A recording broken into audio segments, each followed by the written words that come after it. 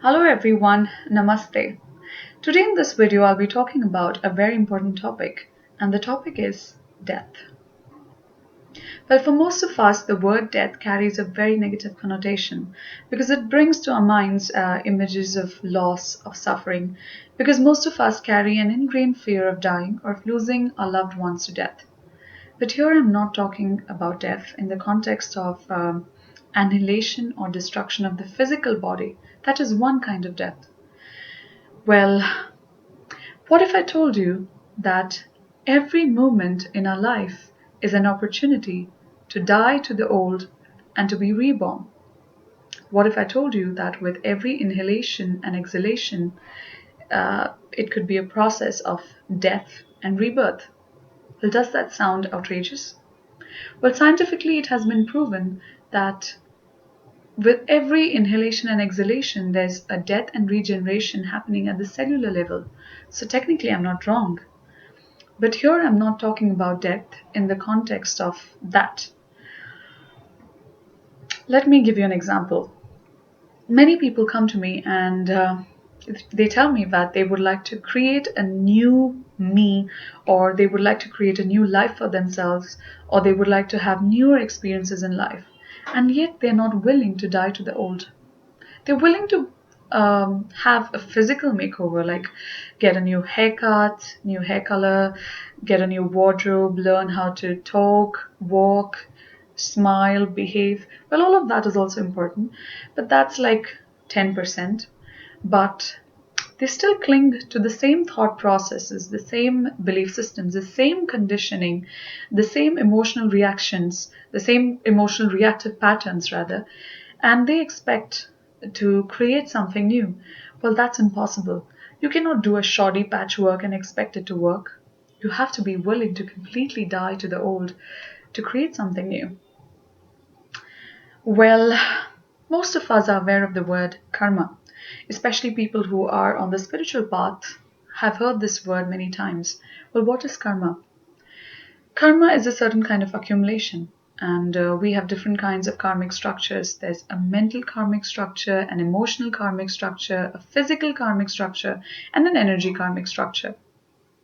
Well, the mental karmic structure consists of all our conditioning, our habitual thought patterns, our belief systems, all of that. The programs, basically, that are running us on the mental level.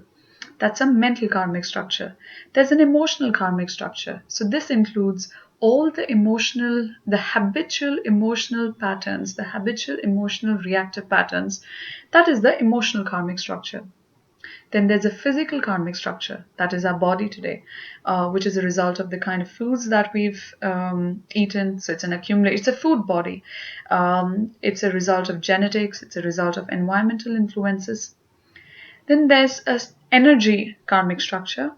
So most of us are not aware of this, but in the yogic system we call it prana. So at the level of prana, or the level of breath, also there's a certain karmic structure. Now, these karmic structures are quite deeply ingrained in most of us, and we're not willing to break free or to demolish this karmic structure, and we expect to create a new being carrying the old. Well, that's quite impossible. Most of us are not willing to give sufficient time and sufficient energy to change our thought patterns over a period of time, to change the way we emotionally react to situations, to change or to work on the levels of energy. And we expect that somehow we can create a new persona or new personality or a new life. And yet, most of us must have noticed that people who seem to have great personalities also tend to kind of relapse again and again to their old self sabotaging or destructive selves. Why does that happen? Because somewhere physically they may be transformed, but when it comes to their mental structure, their emotional structure, their energy structure, they're still the same people. So unless you're willing to work on all these different levels, it's quite impossible to really create a new life. Um, so how do we do this? How do we demolish this old structure, and how do we die to the old and create a new being? Well, for most of us, this process seems to be very painful. We are very scared of letting go of who we were. We're very scared of letting go or dying to our old identity because we've invested our entire lives in that. But unless death happens to the old, the new cannot be born. Well, let me give you an example of death that happens on a day to day basis.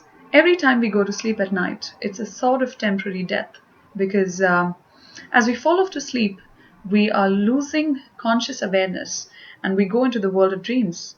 And then when we wake up in the morning, it takes us some time to gather our awareness and then slowly we become aware of our surroundings and then we are back. So, in this period of time, in this period of 6, 7, 8 hours of sleep, it's a sort of momentary death, or sorry, not momentary, temporary death. What if I told you that we could use this as an opportunity? Every time we go to sleep at night, we can use this as an opportunity to die to the old self, to die to the past. And every time we wake up in the morning, what if I told you that this could be an opportunity to be reborn and to recreate our lives the way we always wanted it to be? Well, most of us, most of y'all might argue that it's quite impossible to create a new life or to create a new self when we are stuck with the same situations and the same people and the same environment. Well, it is partially true, but this is where free will comes into the picture. How willing are you to do everything that it takes to die to the old and to create the new? How willing are you to work at the levels of your mind, of your energies, of your body, of your emotions to create the new? That will determine whether this process will be difficult or easy for you. For some people, this process of dying to the old and creating a new self can be the most fearful or scary or painful experience. And for someone, it could be the most exhilarating experience of their life. It all depends on perspective. The law of the universe is creation. There's constant death of the old, shedding of the old, and birth of the new happening. So, if we want to experience something new in our lives, we have to be willing to die to the old. It is painful, it takes time, it is a period of transition, but we must be willing to take the time to die to the old. Of course, it depends on perspective. Somebody may decide that enough is enough. I am willing to let go of the old this very moment and to become the person that I'm always meant to be. That's a very individual choice, and someone might take 10 years to kind of heal themselves. But it's a constant journey. It's a constant journey of dying to the old and of being born to the new. Well, the most beautiful part of this is the moment we become aware of the opportunity that every moment it's a golden opportunity to die to the past and to be born as a new self. Every time we become aware, we can consciously let go of the old. So, what does that mean? So, 5 minutes ago, something happened which was really terrible. And we have this tendency to think about it, mull over it, to go through those negative emotions, to talk about it to everyone that we meet. Well, that is perpetuating the old. What are we doing? The best way to let go of the old is to consciously drop it. Every moment dropping of the past, what happened 2 minutes ago should not be carried ahead. What happened in the morning should not have any impressions or any sort of effects on you in the evening. Well, it's easier said than done because we don't really have a process which will help us to do this or which will help us to create that space to create something new. And that is where meditation comes into the picture. And that's where working on your energy levels comes into the picture. Because the moment you start practicing meditation, it's like every time you meditate, it's a process of dying to the old. And it's a transition period where you're dying to the old and you're given the space to, you can say, a higher perspective to create something new. There's a temporary distance that is created from the past, from your surroundings, from your environment, from the people around you, to be able to think a little more clearly and to create something new. But for this, we have to be willing to invest certain, like I mentioned in the previous video, that unless we're willing to invest certain time and energy into our meditative practices, it's very difficult to really let go of who we were. And unless we let go of who we were, no amount of therapy, no amount of healing, no amount of reading will help. Because if we keep perpetuating the cycles by thinking about the old, by thinking about the past, by talking about the past, by going through the same emotions over and over again, it is going to become even more solid within ourselves. So the best way to tackle with this, I'll be making one more video in which I'll be talking about um, how to fast forward this process of dying to the old or dying to the past. But as for now, I would just say that to create the new, introduce something new. Um, Forget the people around you and the environment and the surroundings for some time and focus on what is it within you that you can transcend. That is, which is the area that you can start working on, which is within your control. So it could either be your body. So take up your physical fitness very seriously, because then you're changing the physical structure somewhere. You can take up reading very seriously, or personal growth or self development very seriously. That would be working on the mental and emotional structures, because the way you think is the way you feel. Or you could start with meditation practices, because that would be hitting the root cause, and it would be working on changing or transforming your energy structures. Once you consciously take up the decision to build the new and to let go of the old, everything will start aligning and start working in your favor.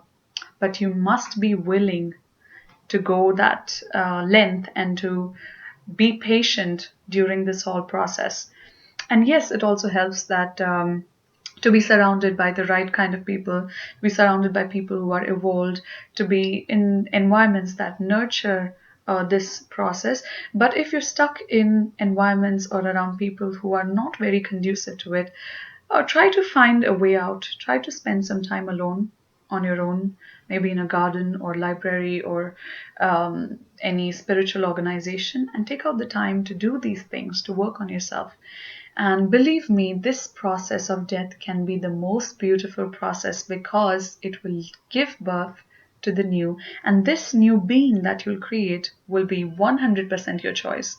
Well, like they say, we are all the creators of our life, so now we can consciously create who we wish to be. So that's all I would like to talk about death, and about why being willing to die can be the most beautiful and the most exhilarating experience of a life, as long as we birth something magnificent out of it. So anyways, it was nice talking to you guys. See you soon. Namaste. Thank you.